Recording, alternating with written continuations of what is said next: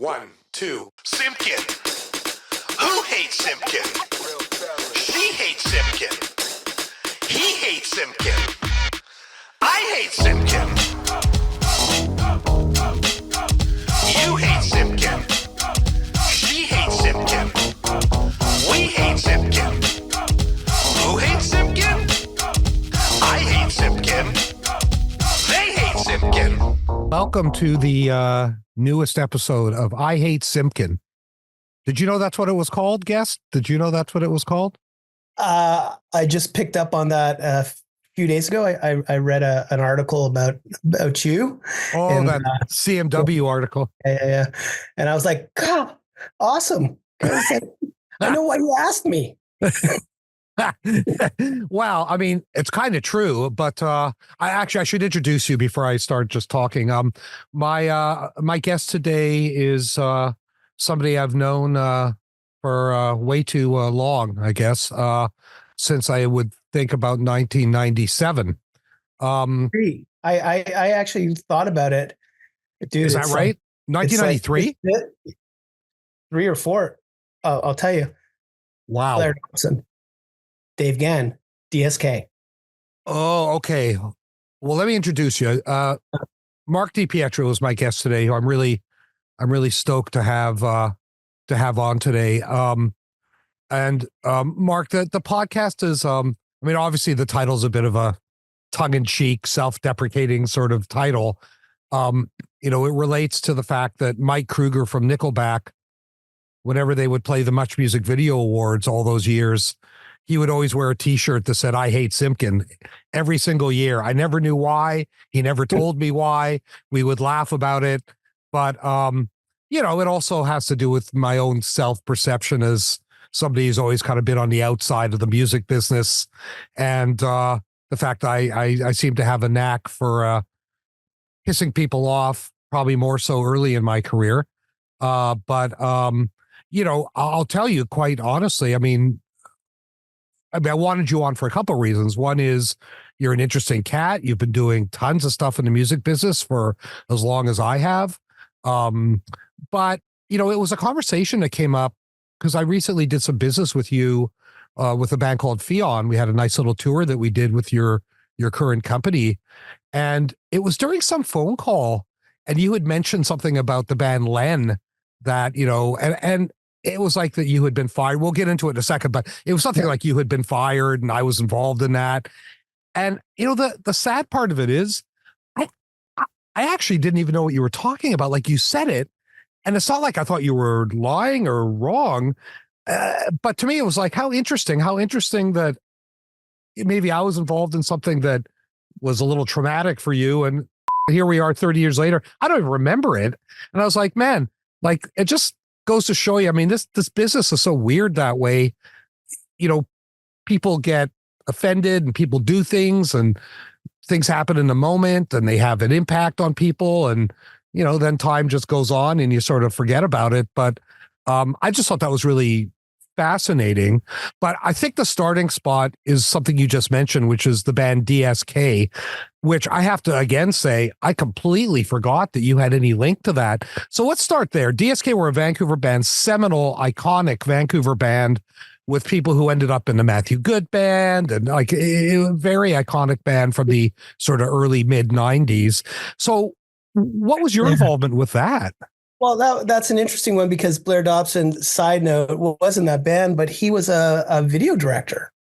And he had gotten some video money to do a Change of Heart video for a song called There You Go, I believe. There I Go. I can't remember. But it's a beautiful song. There you go, standing alone. I remember it. Great album, great song. It's a beautiful song. Really is. Blair had some money. He didn't finish the video. He needed someone to help him. Another woman who's still in the music industry, an amazing lady. No, I'm blanking on her name, but I shouldn't. We'll get back to that.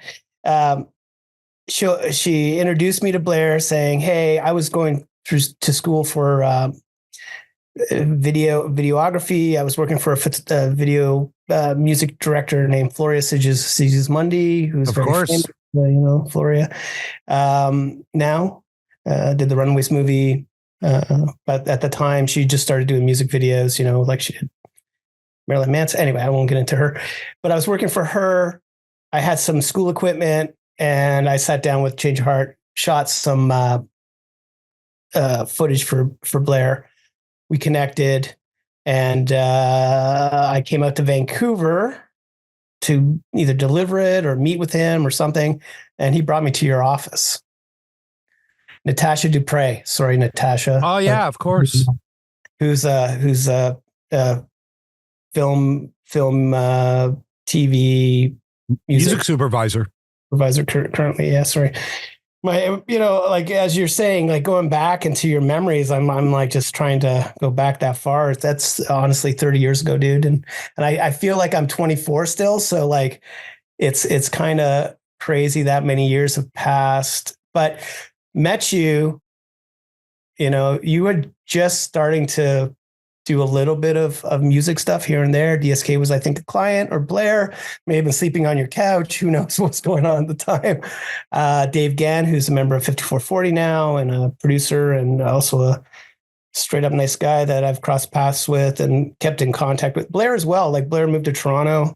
I think he's like an actor now or something. I don't know what's going on with that guy, but he's always been a really interesting cat. So introduced me to you. I was like, who's this lawyer?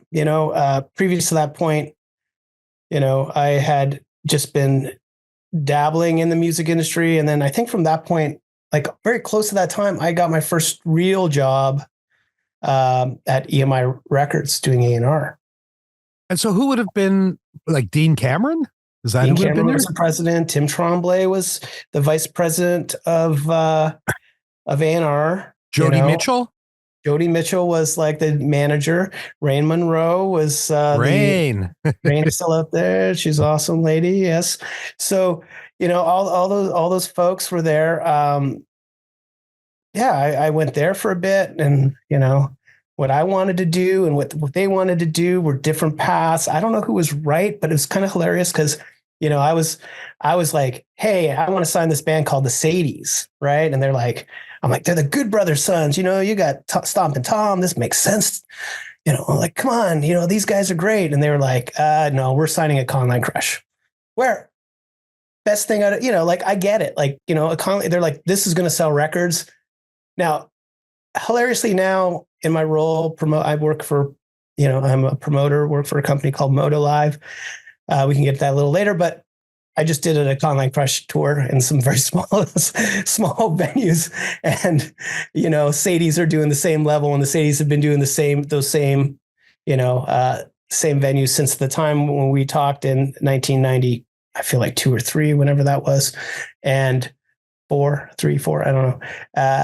Sadies are still at it, doing the same thing, just churning out 300 shows a year. Have a sustainable career. They probably all own houses, and Conline Crush has been up and down, came and gone, made a lot of money for a record company for like 2-3 years. And, like just different paths. And I knew that the path of like the major label path for me was commercialized music. It just didn't, at the time I was young, I was, in my early 20s. It just wasn't the path I wanted to take. And then crazily enough, and this is what really set me off into a different path, was MP3s started. And I brought my whole computer into EMI Records and set it up and put the modem on and 9600 baud and pressed the button and turned it on and had the pause so that it could get out and took forever, and went to the Beastie Boys website where they actually had an MP3 on their site and downloaded it after an hour. But having this conversation, going on their site with everyone it was like the head of marketing, which is Lisa Zabitnew at the time, who now owns the Phoenix and Bronson in Toronto. She was like the head of marketing there. Tim, Dean. And I remember Dean saying, like, it doesn't matter, Mark, this is meaningless. And then Dean's a great man. Everyone really respects him. And, but he wasn't seeing the future, and I was seeing the future, and I was like, this is like people like this, like, what aren't you guys seeing what's going on? Like anyone can have music, like it's going to be free, and it's not going to be on, like, it's not CDs anymore. And they were like, no. And I was just like, these guys just don't get it. Like, I like all this indie stuff that's happening. You know, I was trying to sign Hayden, and that didn't happen. And, you know, I was just like, I can't, they do what they do. I got to go and figure out my own life. I was still young. I was paid then. If it was in today's dollars, man, it would just, anyway. But once again, all those guys are where? Are they working in the music industry? No, Dean Cameron, I know, you know, like, I'll take him out of the equation. But everyone else I worked with, I think that, you know, I don't know if any of them are even in the business at all. Like I know Tim Tremblay, funnily enough, that I just reached out to him about booking in Caesar's Casino, where he's the event manager in Windsor. Yeah. Yeah. Cause like, wasn't his mom a big shot in radio in Windsor or something? Like there was, she was like, wasn't there an Alice Cooper song written about her or somebody? Like, it's like, yeah, I haven't heard of Tim for years. I have no, or Jody. I'd heard Jody was sick, maybe, or I don't know. I crossed paths with, because I did a record in Vancouver when she was working out of the studio there. I think she's working with Ron Kitchener now at. And funny, another one. Yeah, I was about to say, I just did a Tim Hicks tour with Ron, and yes, she's doing some, I believe, some publishing or some sync licensing or something like that on that end. Wow. You've mentioned so many things that are just like pinging my memory.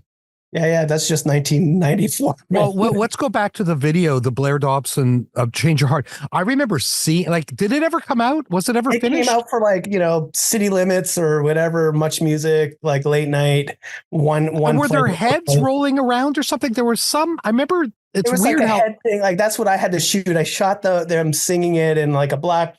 He had, like, you know, a color palette, and I shot it, and then he superimposed them in some wacky spinning thing that they bounced around. Such a talented guy, and his own worst enemy. Like, he just kept getting in his own way on everything he do. Him and I definitely had a nasty falling out. He was posting some stuff on a website about my wife. And it was just like, all right, that's the line that... that's the line that we can make fun of each other, but hit each other, but family stays out, you know? Yeah. And then, I don't know if you remember, but I sort of got into trouble for something I said on Twitter, I don't know, 5-6 years ago. Something about Factor? No, Jim. About the Junos, close. And it is what it is, whatever. But he was really crappy when that happened. Like, he was sending emails around to people, you know, sort of saying, you know, this is what Simkin's really like, and he's a racist. And it's like, what the hell? But I ran into him, I guess it's about 4 years ago, and with my wife, and something about being with my wife and running into him, I just saw red, and we actually got into a fist fight. What? That was the last time I'm not a violent guy, but again, insult my wife and my child, because it was a comment about my kid who was very sick when he was born and almost died. And Blair decided to make fun of that online. And so I kind of saw red, and without getting into the details, I'll just say I didn't lose that fight. I wish I saw that one on Twitter, like one of those, like, you know, like, yeah, I'm glad nobody had a camera. I'm glad nobody filmed that. But phone. It was only 4 years ago, man.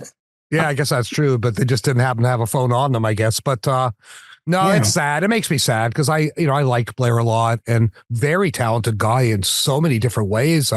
Great frontman. DSK was an awesome band. Yeah, man. But like I said, he's just a guy who seemed to get in his own way all the time. So, I've seen so many awesome bands with guys who've gotten in their own way. Like, it's unfortunately,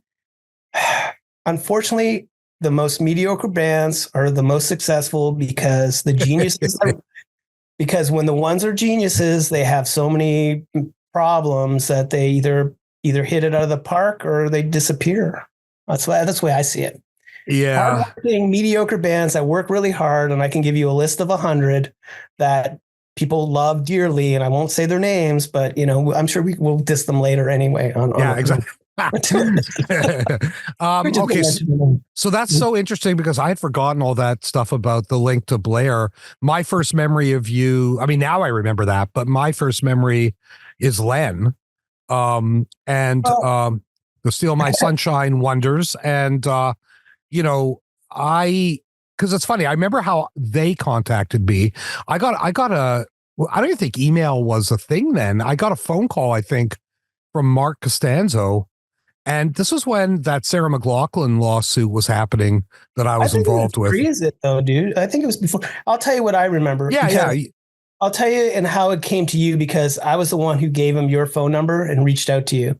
And that came from the time was I had quit EMI Records.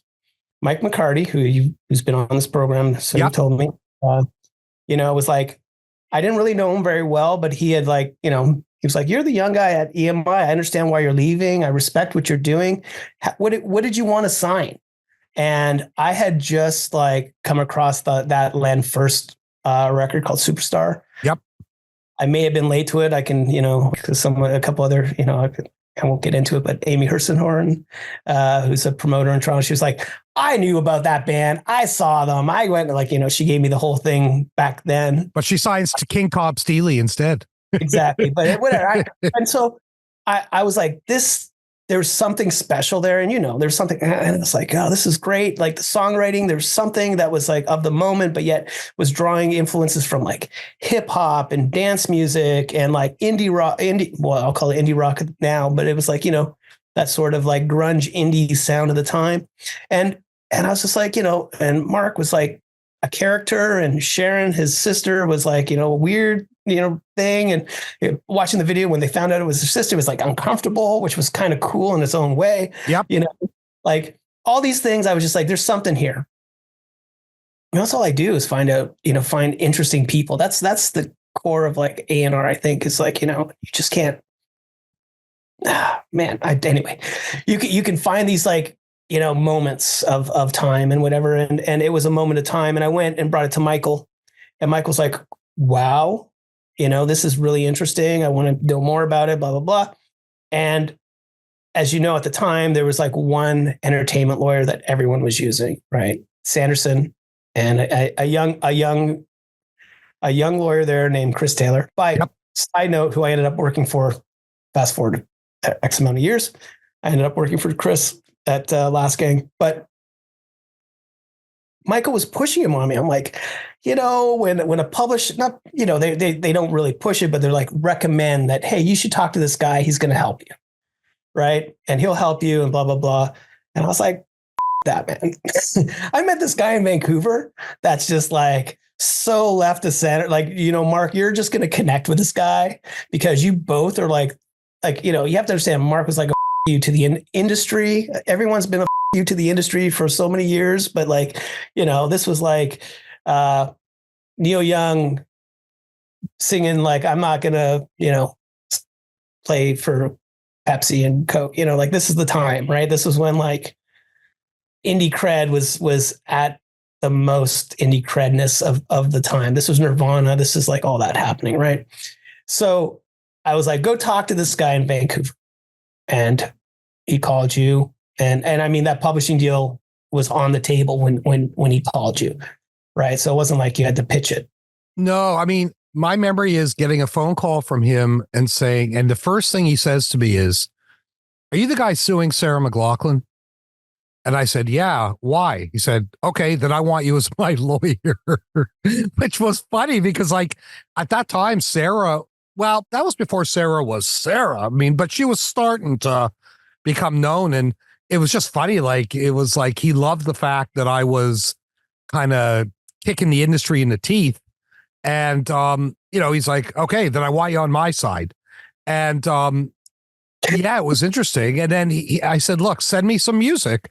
And what they sent me was the Candy Pop music video. I get a package and that's it. That's all that was in it. A little handwritten note. from Mark saying, check this out. And if you like it, give me a call.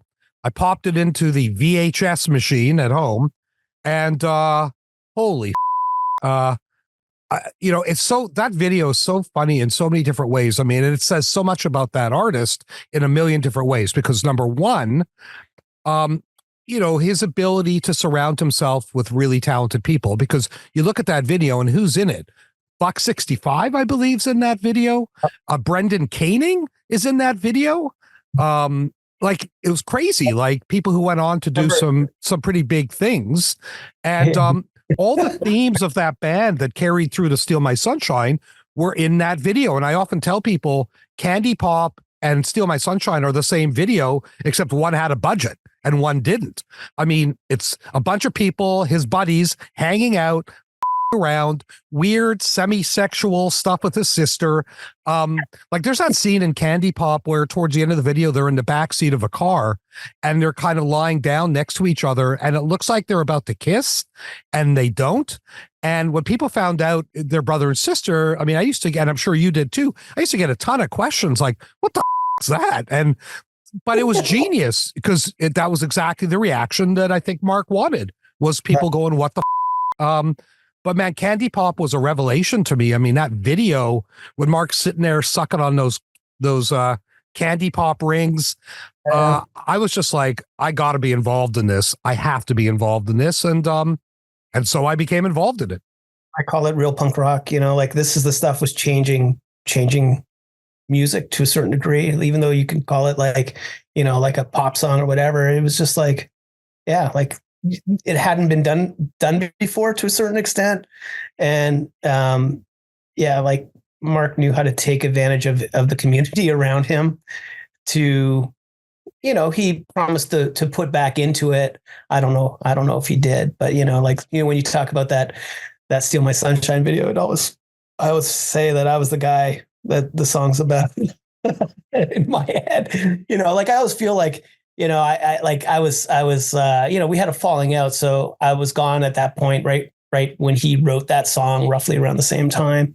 And watching the video of everyone getting on a plane and going to party and all that, it's just kind of always hit me a different way than I'm sure other people see that video, like missing out on the miles and miles of fun. Right. Like there's some lines in that cut me, and I'm like, oh man, like, yeah, I get it. Like it for me, it was like, I was young. I stepped away from it and ended up selling millions of records around the world, and the whole thing happened. And this is a career that I've been in. And I don't have one artist that I've worked with a Juno Award. Like, that's not, I've always worked in this indie world that's been like, credible stuff. Like, I could, I have a list of artists that I've worked with that, people who are listening to this maybe don't know or do know, but like, I put out Peach's first record. I think it changed music. It became a genre unto itself. Heard it, saw it. I was like, this is punk rock. This changes perception of like what music is and a different way of doing it. And it's going to inspire so many people that are not heard. Yeah. And give them the opportunity to be like, if she can do it, I can do it. Holy look what she's saying. The pain away. I tell you, like, so that, that's further on down my path of my career. But I kind of put Len and Peaches side by side. It's like, when I brought Len around to people outside of Michael McCarty, they were like, this is garbage. What is this? This is not like I don't get it. I can't wrap my head around it.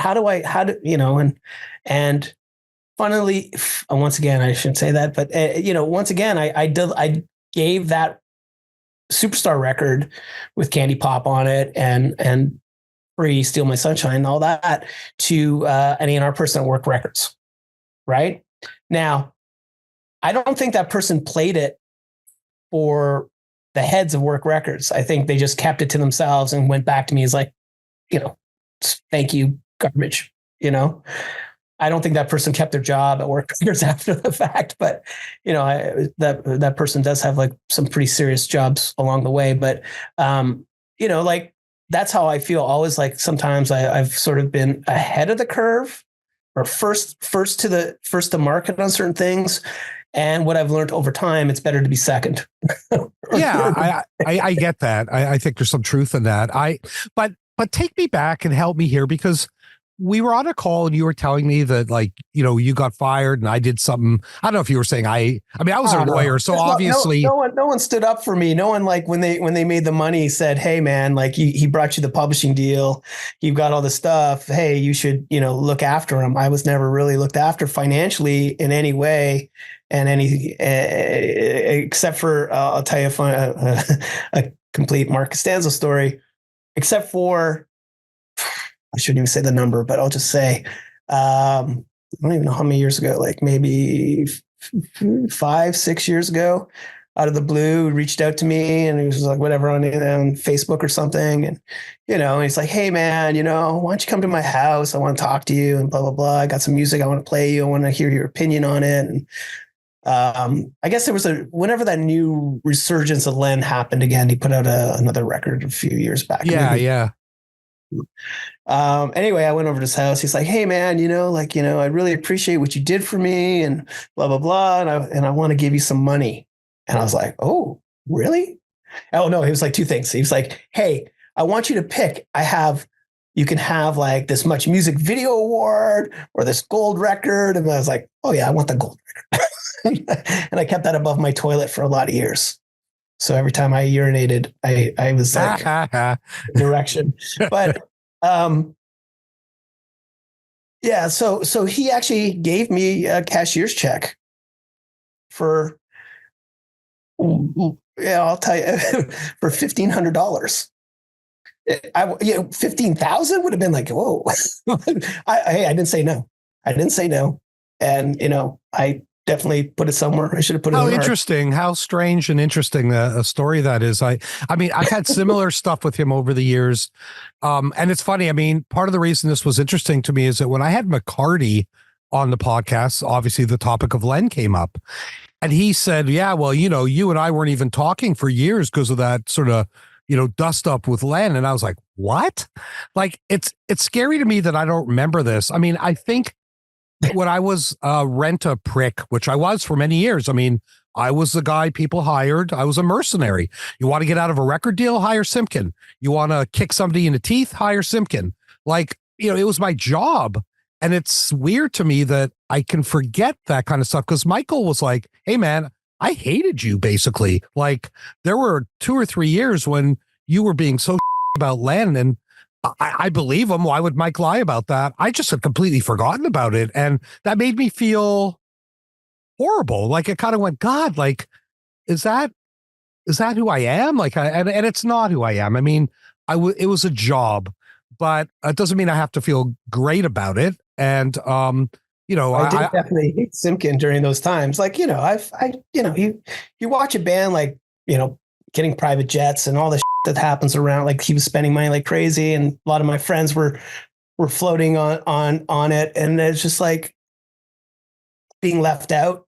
And there's like a team, like, I mean, Barb and I didn't talk for a bunch of years around that, because I was up, like, Barb Seaton from yes, of course, because like they of course, as like, everyone's going to side with the client, right? Like, your client, like, it's like, I always say I say this all the time, and it's called the music business, not the friend business. Right. So when happens, it's the music business. I'm sticking to the music. I'm sticking to, like, the business of music, and the friend part, it's over. Like, everyone's a fair weather friend in this business. 90% of the time. I've got a couple people that work in this business that have been my friends through thick and thin, good and bad, but I'm going to say there's like 2 out of hundreds. Yeah, I know. It's a brutal business in a lot of ways. And I mean, it was easier for me when I stopped being everybody's lawyer. I mean, I gave up my law practice basically almost 15 years ago. I kept 3 clients: Nickelback, Stint, the producer, who I don't know if you know who he is, but very well-known twice Grammy nominated producer, and Nardwar, the human serviette, who I'm still lawyering all these years later. And part of the reason I gave it up basically for 2 reasons. One was it's when 360 deals were all happening. And I think I mentioned that in that article you referenced earlier. Like I was starting to feel like an accomplice to a crime. I didn't want to be the guy doing those 360 deals because I knew they were gross. I knew that they were bad for the artist, and I didn't want them coming back. I don't care if I was getting paid. I didn't want them coming back 5 years later saying, "Why the did you let me sign this piece of contract?" Because even if I was putting in writing, I don't think you should sign it, people were still signing them. And I just didn't feel good about it. I just didn't want to be involved. But also, I didn't like being the rent guy. I was good at it. But at a certain point in time, it's like, I don't know, there's more to life than just, getting money to kick people in the face. And I really grew to hate that part of my job. And, I'll happily kick anybody in the face who with Nickelback these days, but that's it. It's, nobody else, but it's just funny to me. And like Mark, my story with Mark is kind of similar. Like, so they have this big hit on Work, and then Work Group gets folded.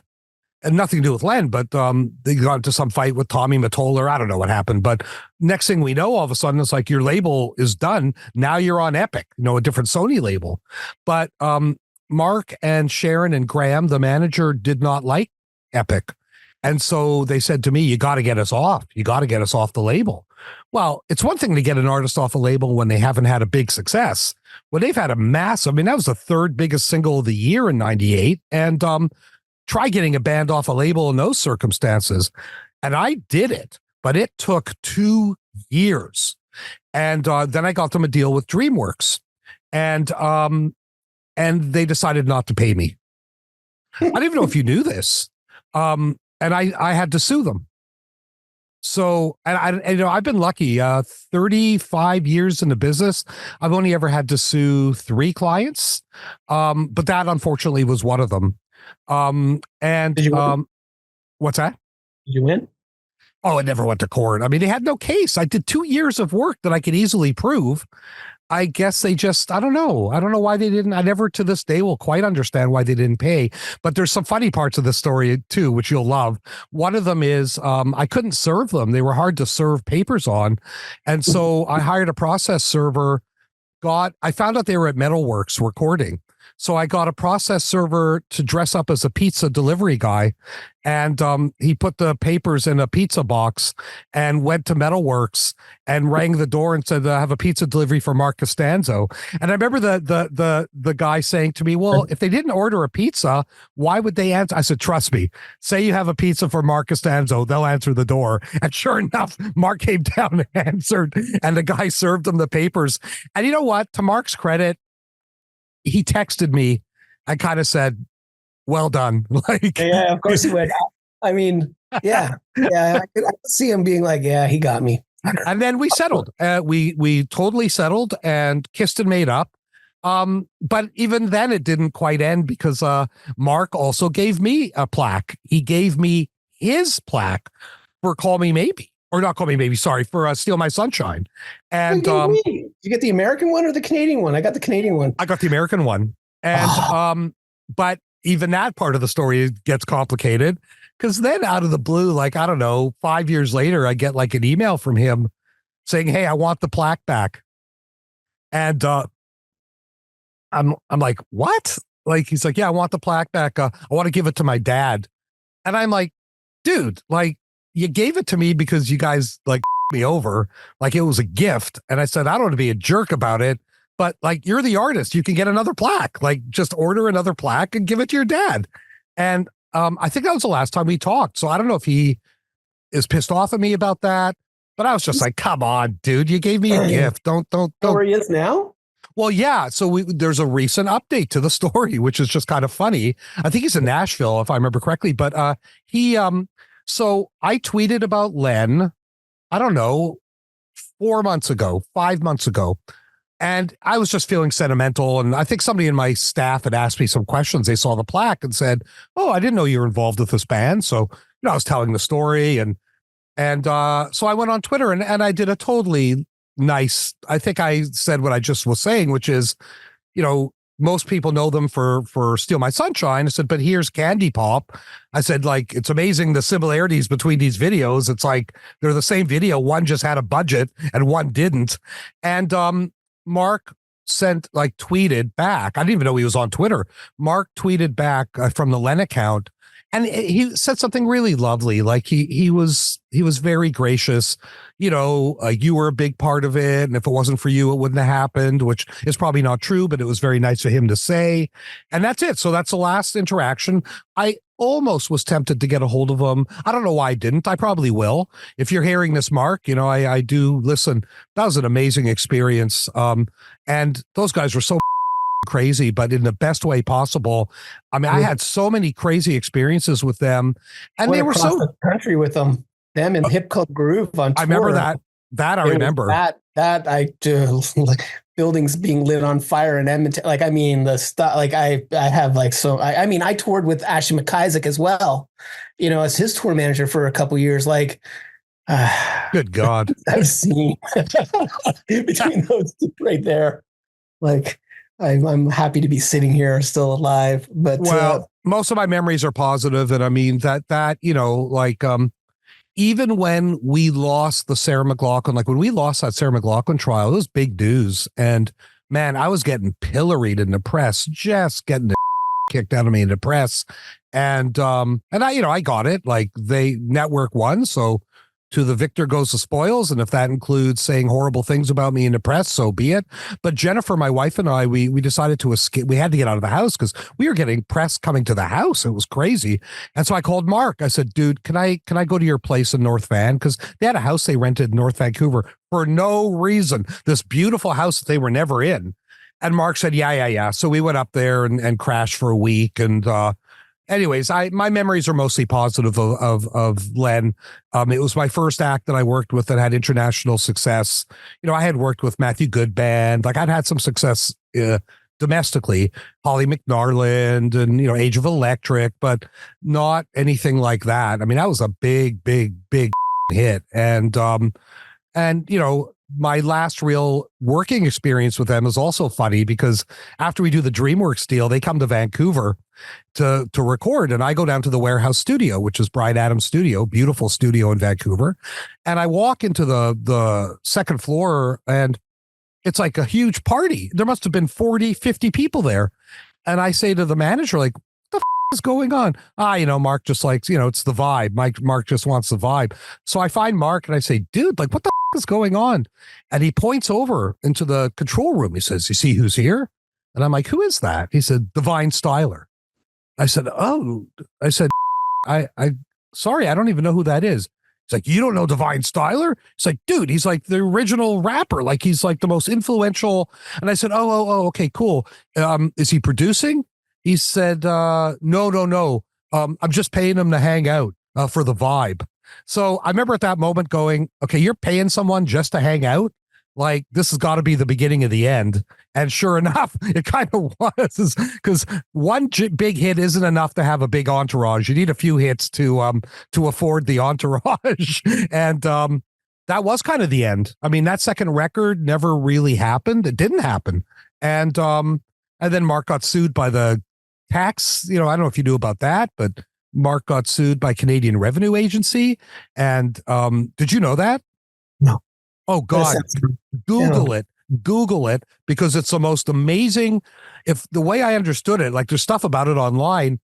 He was trying to argue that woman, I think her name was Teresa. I don't know if you remember her, this young woman he had a bit of a something with. And he was trying to argue that money that he paid to her was a legitimate write-off because she was his muse. Oh my God. Didn't fly. It is genius. I mean, crazily.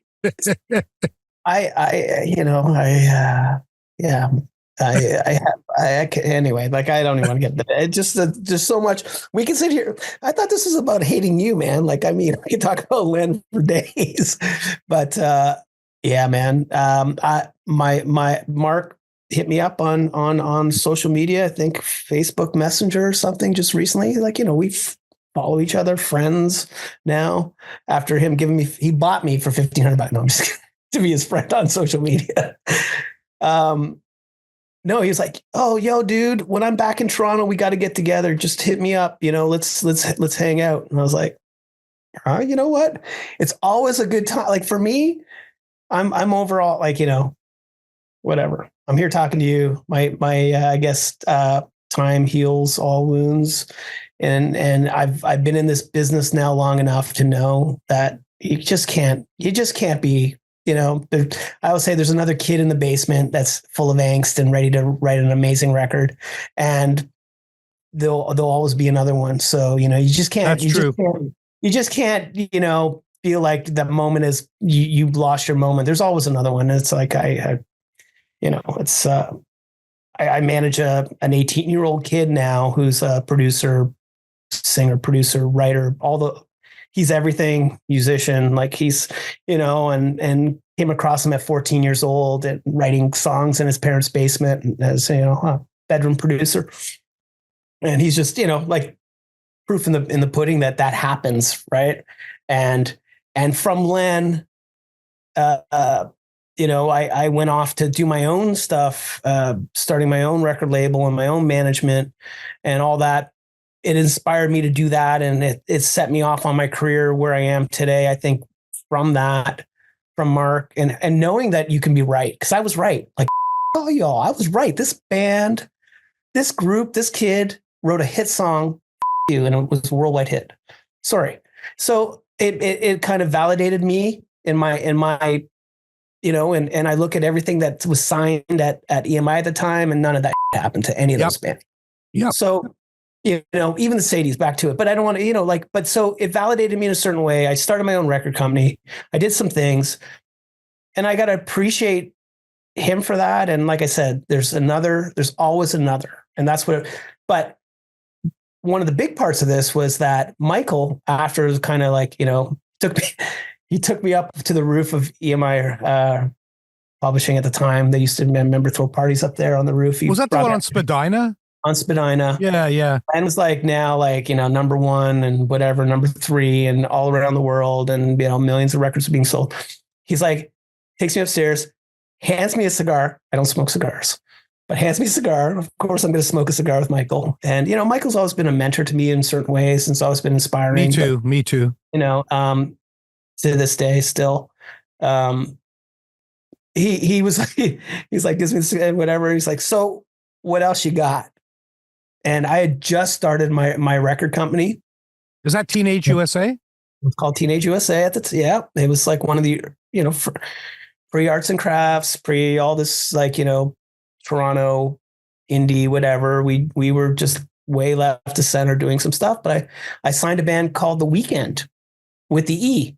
And my story is the reason why The Weeknd doesn't have an E is because of me. There you go. Because Sander Shalinsky knew me and knew that there was a band called The Weeknd and told those kids to sit in a room and figure it out, come up with a new name, and the E disappeared. And side note, we were Andrea from The Weeknd, who still, we still control the name, and we said has always been on hiatus. Yeah. Was like recently said to me, it's like, we should NFT the E. Or try to sell it back to them.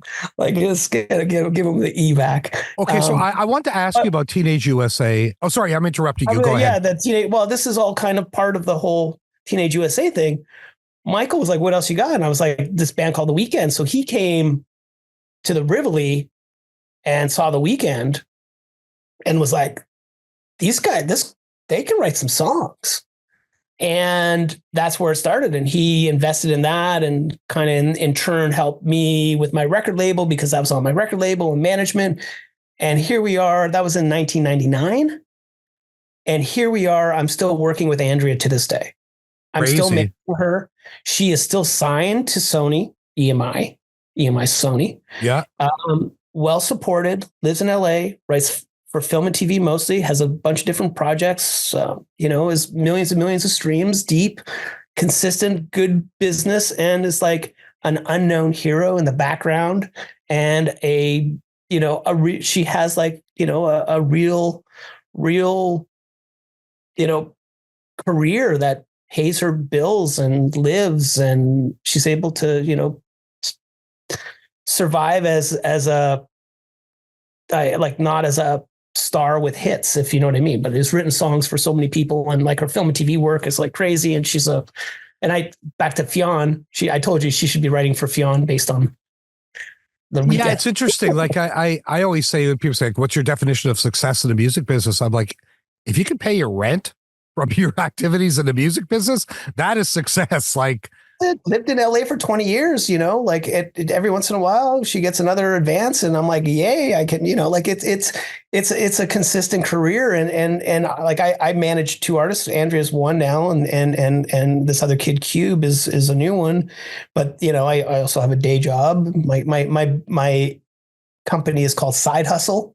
So I do my management through Side Hustle. And I also have a distribution company, a digital distribution company that I started in 2003, early on. And I've had to deal, it was with a company called IOTA, and they became The Orchard. So I have this grandfather deal with The Orchard that I, white label distributor of, like, I call it bro deals. And, I have Murder Records. So I have the worldwide rights for Sloan on their digital. So they're great friends and clients, came together from that. I'm going to tie it back together for a second. Yeah. From the LEN Hip Club Groove tour.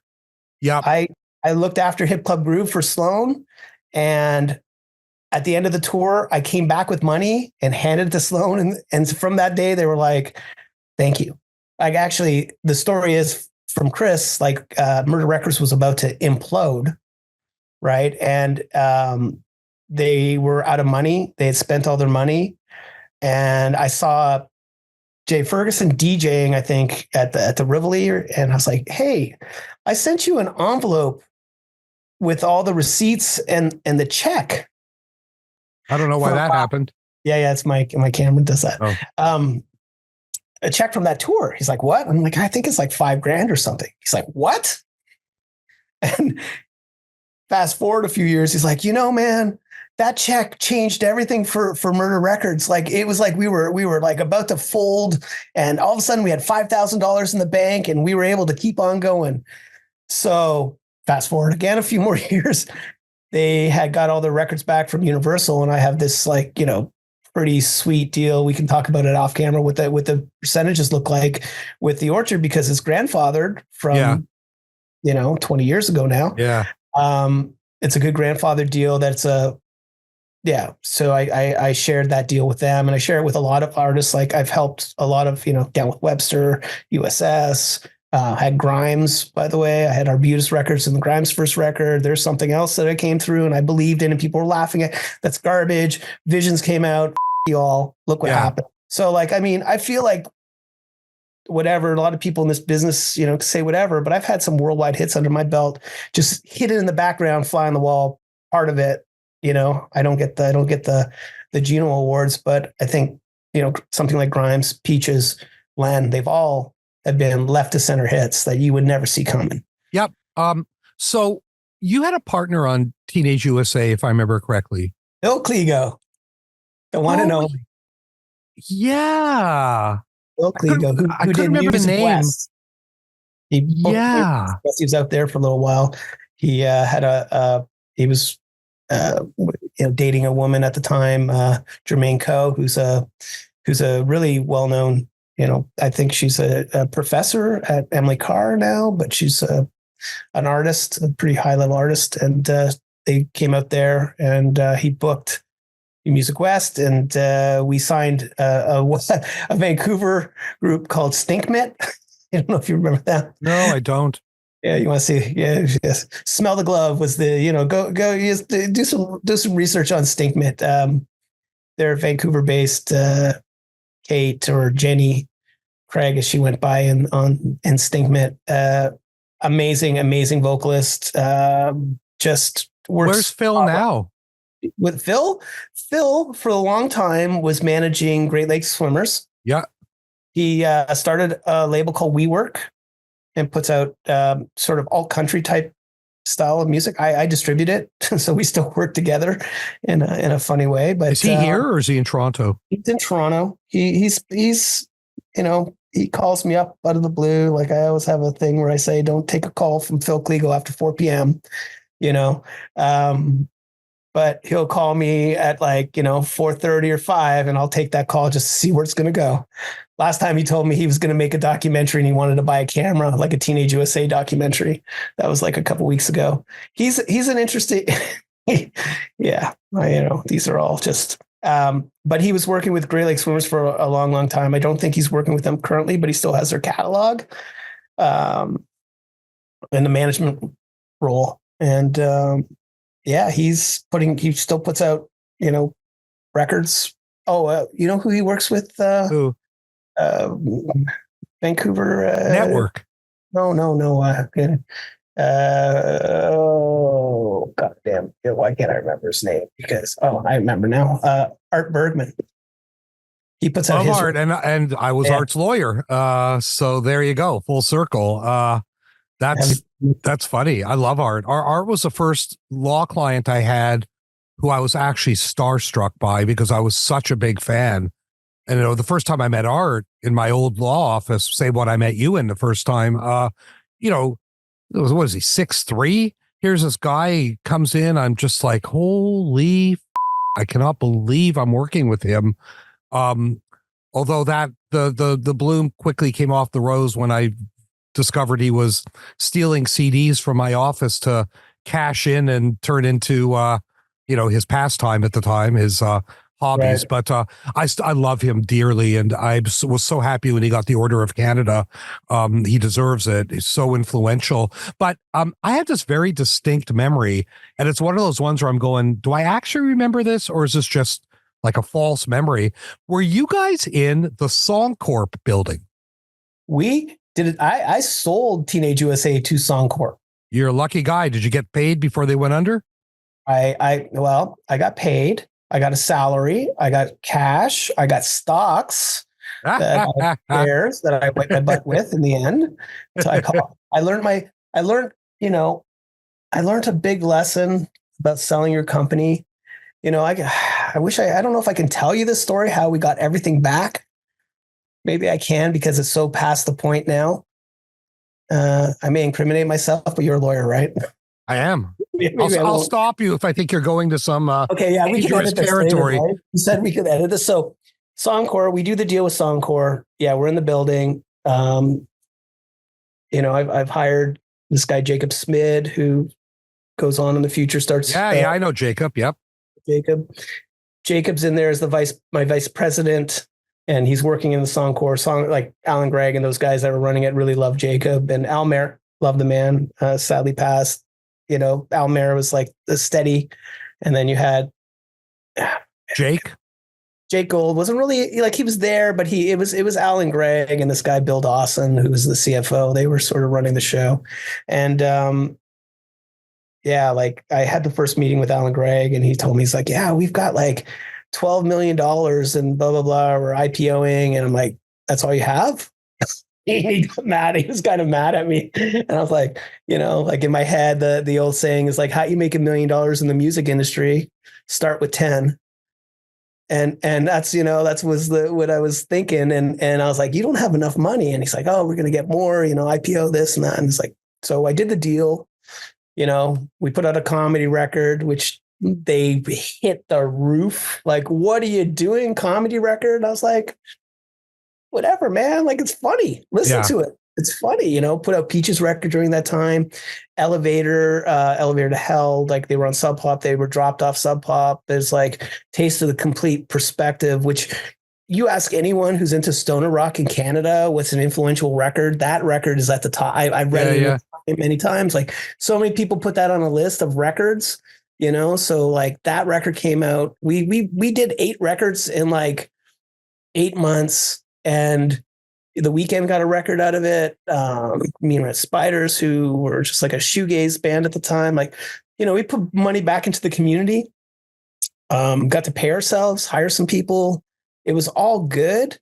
And they couldn't sign anyone. They were investing like in design of their offices and spend Listen, more. that was the thing that struck me. I go to that office, and that was when Liberty Village was still kind of, transitioning. And I go to this building and I walk in, and what's the first thing I see is a waterfall. They had a waterfall going from the second floor to the first. And I remember thinking, you haven't sold a single record. What They had the are you doing? that wasn't soundproof. Like you couldn't put the music on. They had like a cantilever door in it that was like open on the edge. Like, you know, like I was just like, you spent $80,000 on this room and you can't play the music because it bleeds into the offices and people are on their phones. What are you doing? So I had a bit of a falling out because I was a lot of, what are you doing? And Al Mayer was just like, I got paid in cash. You know, like Al Mayer was like, I'm just sitting here. I got paid in cash. He must have known what was coming. He's a smart guy. I mean, he must have. And so it was like a steady falling down. And they paid me. They gave me like a salary. I got to, at the end of this whole thing, got to go to EI and complain and get EI in the whole thing after it. Like I said, Phil and I got money. I had a partner, this guy, David Bluestein, who is like Bluestein Enterprises, he was an agent, wasn't he? He was an agent. And then he does merchandise now in his company. His son, Blue, as well, runs it. And they do merch for everybody, like every arena show, like, you know, like Winter Garden in Toronto, like, but Blue was like an agent, you know, like he was the guy who brought, so many shows in the late 60s, like he's Led Zeppelin to the concert hall. Like he was, Corey Hart's agent in the day and Brian Adams' agent in the day. He started the agency, the original agency group. Anyway, Blue was a partner with Teenage USA. So Blue was like happy to be bought out and he got his money out of his investment. So he was quite happy about it.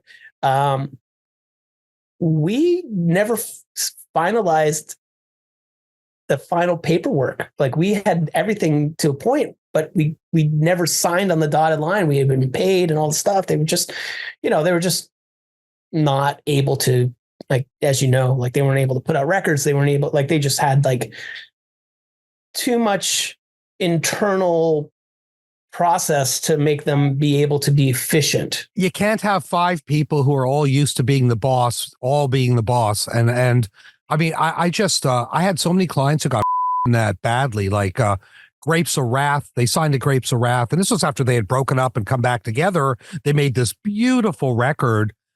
Hips Publishing, dude. The Hips Publishing. Devin Townsend's entire label got, and that I really learned a lot of lessons from it. You know, I taught a course about 15 years ago. I taught a course at a university here for 5 years about the music business. And I had an entire class devoted to, I called it Song Corps. And, just sort of what went wrong. Because it's such a lesson. What's that? There's an article called that about it. Oh, there you go. So, I mean, it's such a lesson in how not to run a record label. And I applied a lot of those lessons to 604. I mean, Jesus Christ. I mean, yes, I bought a building in Vancouver and built this beautiful studio, but that's after we had money. That's after we were selling records, not before. They rented it, dude. They rented it. I was like, anyway, I also say that I've witnessed failure and I've failed so many times that now it's a little easier to stay on the tracks. That's all. Like, and that was a good learning experience for me, selling my company, but getting it back. How did you get it back? I'll tell you the story. I got a phone call. Like we knew it was all on the way. And we're like, how do we get out of this? We put out the comedy record. They were really upset with us. Hey, blah, blah, blah. I think we're going to get out of this deal. I'm like, fine, and this was like a week before the sheriffs came to put locks on the doors. Oh, God. I was friends with all of the warehouse guys, like all the workers, like, you make friends with the people that do the work and then, whatever. I got a call from one of the guys in the warehouse going, hey man, I hear they're coming to lock the doors today. If you want your get up here now. I got my car. We rented a van. We got in it. We went right up to like Lawrence, went in the back door and just started to pull out the masters, all the CDs, everything that I had. I just started pulling up and in the van. On my way up there, I called Lloyd Nishimura from I know Lloyd outside. Yeah.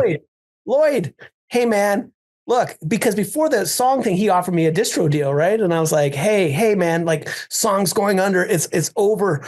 Hey, can I? And he's like, yeah. Just bring your stuff to the warehouse and we'll deal with it. Like I love Lloyd. I ended up working for Lloyd after that for a few years as well. I worked at Outside Music and ran their label, and I still love Lloyd. Him and Kathy are great people, and they've been so supportive of the music community in Toronto. Gave Dallas Good a job, gave Rick White a job, gave these guys who are unemployable, the musicians, opportunities in the warehouse to like stuff boxes and get paid and be able to take off and go on tour. Like they were so important to the Toronto indie music community. It's just I'd like to give them a shout out on that.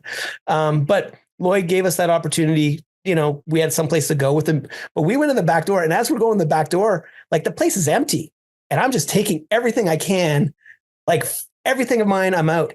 I actually got to the office and grabbed my contract as well and took that with me on my way out the door. So there was no, we didn't exist to the creditors when they came in, and there was nothing for them to put on auction. I don't know if there was an auction for all the. I do, because that's how the Tragically Hip's publishing ended up at Sony or whatever.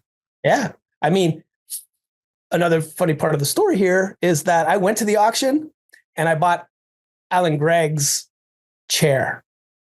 I was like, I'm going to take the captain's chair, the chair that took the ship down. And we're like, oh, it's bad luck. I was like, I don't care. Like it went up and I think I paid $200 for it. I was just like, the auction rate was like 10, 20. I was just like putting my hand up till I got it. I was just like, I'm going to get that chair. Because Alan was always sitting in it, spinning around, kicking his legs up. And, I was just like, and I had that chair for a long time, man. I was just like, that's my chair. That was the last, I don't know. It meant something to me. I thought it was always funny. That is funny. So listen, we've got about 10 minutes. So I always like to give people an opportunity to plug what they're doing. So anything you want to plug, anything you want to talk about, floor is yours. I appreciate the time here. I mean, we're going off. We didn't really get too far, but like currently I'm a partner and vice president of a company called Moto Live. We're a national promoter. I guess, seeing how the music industry is turned over the years. I was early on, the digital world, but here I am now. I've always worked in the promoter world. I've always worked on shows. I've always worked with promoters. But I'm a partner in a company. We own 2 venues. We own a venue in Vancouver called The Pearl. Yes, I was there recently for one of my acts. The Gins was opening up for Fifi Dobson there. Correct, and we did that show. We did the show. It was great. In Toronto as well at the Elmo, but we also own a venue in Toronto called Lee's Palace, which is pretty historic. And crazy thing for me, I was a busboy, and my whole career started at Lee's Palace as a busboy in my music career, and now coming in as a part owner of it, it's a really kind of circle for me, without having to give in to I maintaining sort of the independent spirit that I've been able to do. Moto, we do 600 shows a year. We've toured artists in Europe and promoted shows in Europe, as well as we do the US. It's a scaling monster. I can't even explain. There's so much. I kind of I do handle the marketing and some of the operations, internal operations. And in my spare time, I don't have any because I have like 2 children as well. But I have side hustle, my management company with, and distribution. So I help, young, like small, sometimes I come across artists who need help getting music out, and I just kind of give them some guidance. And then my management clients have great, deal on their streaming number. They stream some good numbers. When they're in the millions, they do a little bit better because I don't double dip. I just take a management commission and not a distribution commission. And so I have the side hustle, which is like Hube, who's the young 18-year-old producer. You should check out. He'll blow your mind. Yeah, I will. He'll literally blow your mind. Like he's going to do a deal with SM Entertainment in Korea, which I don't know if you know, that's like the biggest K-pop, and he'll be like probably the first white kid from St. Thomas to do an R&B record on a Korean label. So yeah, that'll be different. And Andrea Wass, who's a songwriter and in a band called Night Jacket and Dead Life, and she's pretty spectacular as a writer and has been for 20 something years that we've 25, 30, I don't even know, 30 years, maybe almost now that we've worked together. So there's all that. And then, like I said, Moto is like just a huge thing that's happening. We've in 2 years, I think we're probably by ticket sales, probably number 2 to under Live Nation now. I have no reason to say this other than it's the truth. Our experiences with Moto have been great. And we've had a few now. I think you guys did our Fake Shark Hotel Mirror show in Toronto, which did quite well, I think. That one, Hamilton, I was at Hamilton, and Hamilton was like, because I live in Hamilton now, I gave up Toronto family life and all that. I'm in the suburbs. But Hamilton was packed. It was packed. It was a great show. That I see we're doing another Fionn show in Calgary. I hope to do more with them. I really see the vision in that. I think that they, just need the road time and some seasoning, and they have a lot, they remind me of some of the stuff that I really loved in the 90s. So yep. There's that. I mean, we're doing one of your country artists on a country mixtape tour. We're doing like 5 or 6 of those shows, I think. Oh, the Andrew Hyatt? Yeah. Is that the country mixtape one? Is that there's like, so there's a few artists, but yes, there's like 3 artists on that one.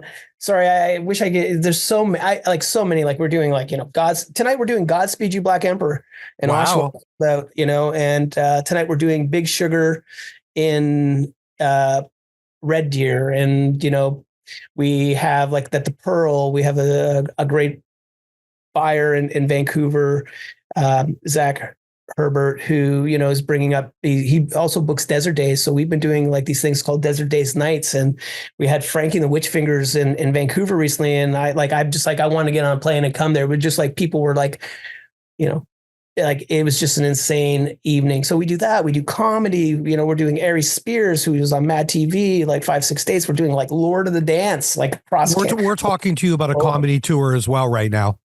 Oh, really? Yeah, we have a comedy label. I don't even know. Yeah, which does really, really well. So I know we're talking to Justin about some stuff right now. Awesome. Man, Justin Forum is the CEO of the company. Is like, it had a unique perspective, and I've spent my life trying to work with the smart guys. That's it. I work with Chris Taylor, smart guy. President of Monarch or MNRK, Mike McCarty, Lloyd, Jacob Smid, like these, and I, with Justin, I was just like, hey, this kid's got a vision, and he's honestly, the hardest working guy I've come across ever yet. Yeah. So, well, man, it's funny because I really, especially when I talk to you, I sort of go, in some sort of weird way, we've kind of followed similar kind of paths. I mean, we're both kind of weird outsiders. We both speak our mind in a business where that's not always appreciated, for better or for worse. We both, if we think something stinks, we say we think something stinks. And sometimes that pisses people off. And it's my unfortunate superpower. Yeah, me too, man. I mean, what can I say, so it's always very comforting when people who I feel are sort of like-minded, are still out there doing it and succeeding. And, it really feels great. So I was really happy when we sort of reconnected over the Fionn tour. And who knows, man, maybe the biggest collab is yet to come with us. That's right. Ready for the Nickelback tour. Bring it. Yeah, exactly. That's a hell of a thing, huh? What a year they had. I mean, God, we went from being so hated to, I don't know. I mean, it's weird. I went from hating them to respecting them, and that's a far way to go. And I never really hated them. I just was never a fan of the music. And I think early on in my life and my career, I equated what I loved to be right and not giving a chance to anything else or anyone else. And that's just youth. Now it's like, I understand business and I understand the music I love. And sometimes they are together and sometimes they're separate. Yeah. And that's okay. 100%. Because I never had a problem with people not liking their music. whatever, music's subjective. You don't like it, who cares? It's like ice cream, you like chocolate, great. I like vanilla, who cares? But like all of it, but anyway, ice cream. Yeah. But it was the personal that I never understood. It was like, why is there so much venom in these attacks? And I think I've come to some understanding of it. Like I feel like they're such normal dudes. They're so down to earth, normal. You see Chad on an interview and, the guy looks happy as a pig and there's a reason for that. He's happy as a pig. He loves being a rock star. People don't like that. They like the rock stars tormented. They like the rock stars to be in conflict. They like the rock stars to overdose, come back and have a comeback tour. Like, these guys are just the most normal, down to earth. I mean, I'm in my 30th year with them, 30 years with this band. I swear to God, they're basically the same people I met 30 years ago. Like, it's funny, amazing.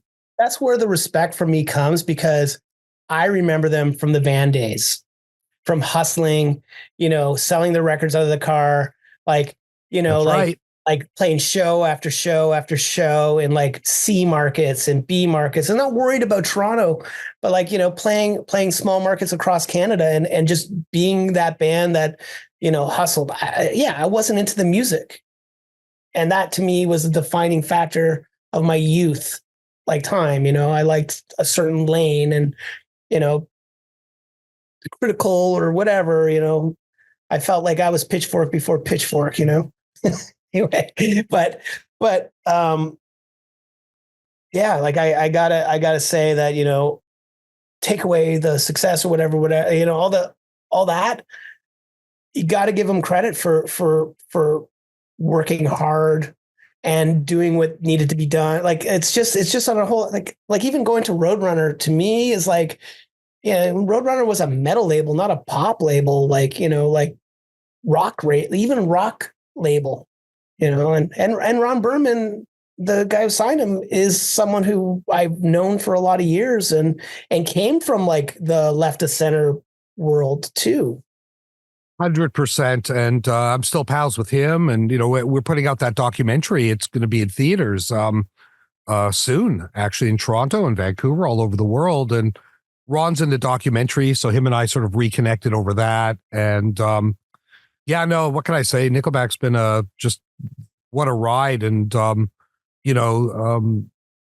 years later, still as close to them as ever, and no end in sight. I mean, they're in Hawaii, playing a show in Hawaii this week, and they're touring Europe later in the year. And I think we're just all feeling very relieved and very thankful for being re-embraced. I mean, they're the 11th biggest selling musical act of all time.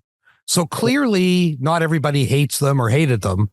But to sort of be past that and on the other side and actually having people appreciate them again, we're all like just super thankful. They are a very memeable band. Sure are. They sure are. Mark, thank you so much. This was a gas. I could keep going. I might have to do part 2.